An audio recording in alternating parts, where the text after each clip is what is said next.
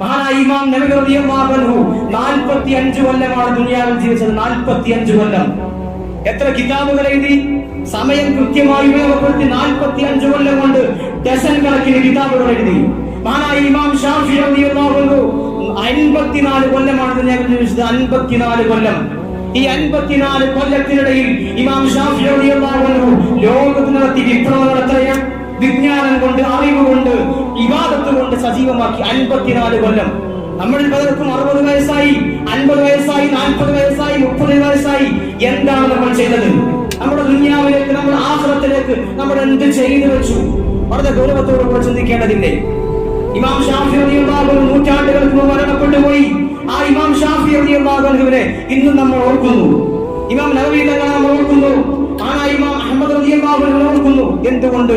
അവർക്ക് അവരുടെ ജീവിതകാലത്ത് കിട്ടിയ വയസ്സിൽ 50-60 വയസ്സിൽ കൃത്യമായി ദീനിന് വേണ്ടി സേവനം ചെയ്തു, ഇസ്ലാമിന് വേണ്ടി പണിയെടുത്തു.